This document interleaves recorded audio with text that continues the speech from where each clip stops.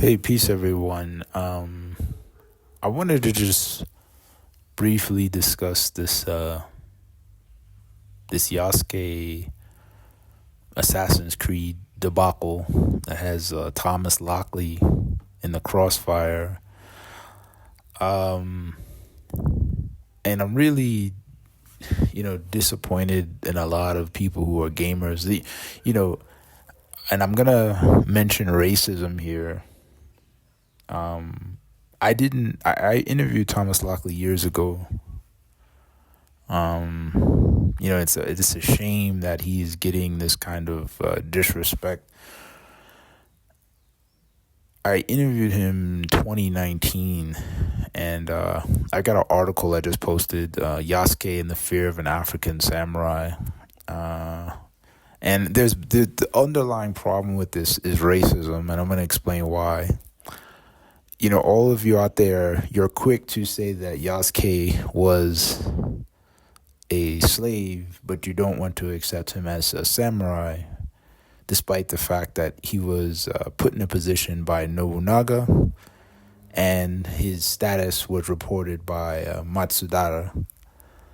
I don't understand. I do understand where this is coming from, so I'll just explain. I first got exposed to Yasuke in 2013. That was the first time I ever heard about it, through a friend who has been working on a Yasuke documentary for over a decade. And I also, even with Thomas Lockley, so I read Thomas Lockley's book and I liked it. I liked it a lot, but my friend had slammed it and said that, Thomas Lockley needed to start his research in Africa. But one of the things about Lockley's book that I liked was that it wasn't definitive.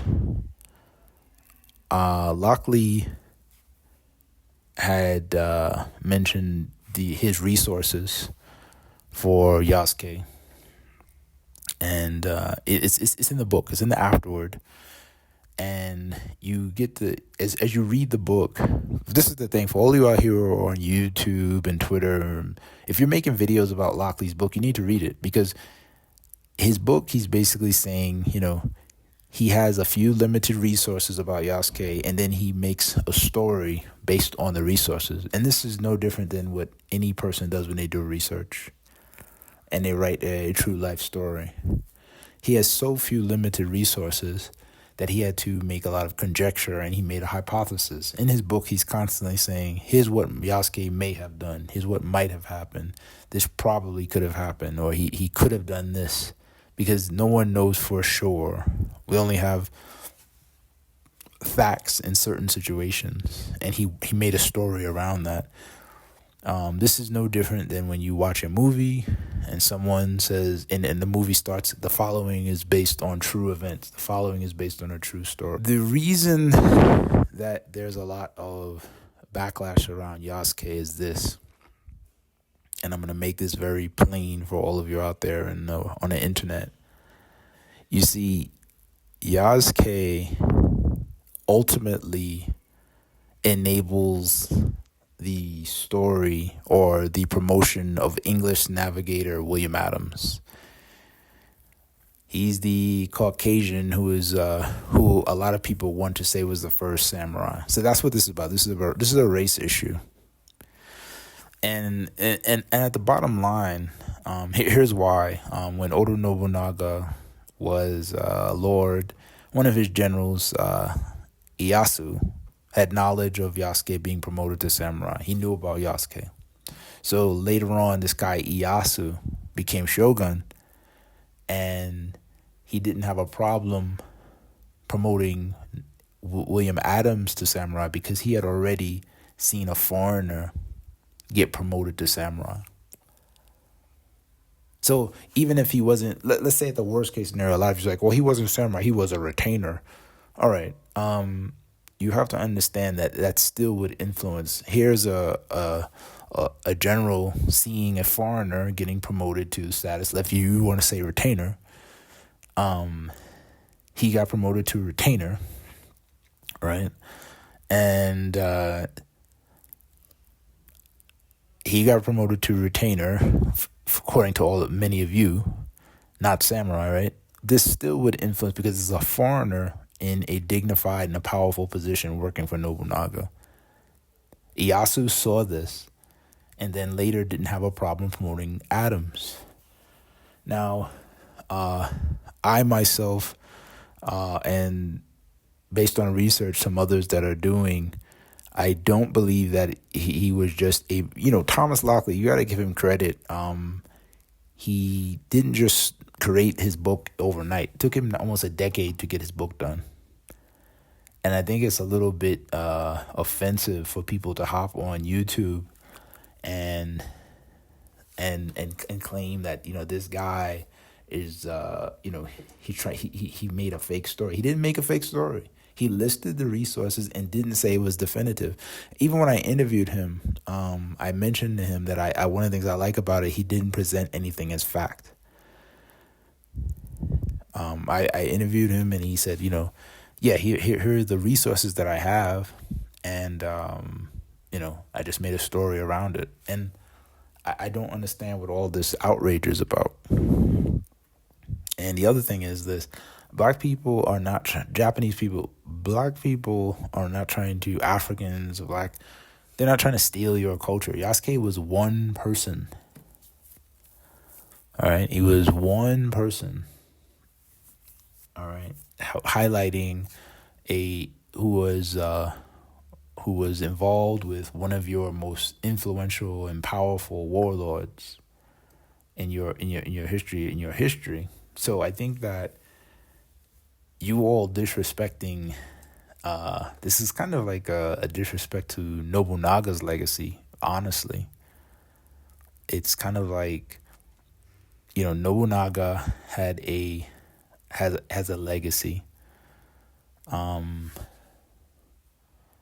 And Yasuke played a role in his story. I don't understand. I do, like I said, this is a race issue. All right. And before the Lockley's book was ever around, there's been several other Yasuke books. But there was I think there's a French gentleman who wrote a Yasuke book, and then also there was a children's book that was written, and it was a fictional story based on a real life person. And this book was from 1968. It's very difficult to get physical copies. But I'm just mentioning that because there's really no need for this outrage. The people who are inciting the Japanese right now are a lot of racist Caucasians. And that's the fact of the matter. I mean, because not all of Caucasians are racist. Unfortunately, there is an element of racism out here with this discussion. And unfortunately, a lot of Japanese have followed in the wake of they're being provoked by a lot of racist people on YouTube who are trying to say this is a woke, a game is woke. But yeah, and the other question is why is it that so many of you are so obstinate and you don't want to accept that Yasuke had a story even before he got to Japan? All right. So there's nothing wrong with having this discussion, but just make sure this is not race-based because, again, African and black people are not trying to co-opt your culture. Yasuke was just one person. He was just one person out of many great samurai. That was okay. And really, honestly, if this disturbs you from a racial perspective, that you have a black guy who is actually a real person, and there's elements of the game that are maybe fictitious. I'm not getting into the homosexuality part. I don't know if that needed to be in the game personally, but with any person, with Nobunaga, with any great samurai, you don't know everything that happened with these people. There's always going to be some hypothesis because none of us were there. So again, I think Lockley's book is a very good book because it's a soft introduction to Yasuke, and a soft introduction to samurai culture. I do think that a lot of people out there that are jumping on this bandwagon and hating on Yasuke really need to just fall back, because Lockley doesn't present the book as facts. He has limited resources. It took him a decade to pull the resources together.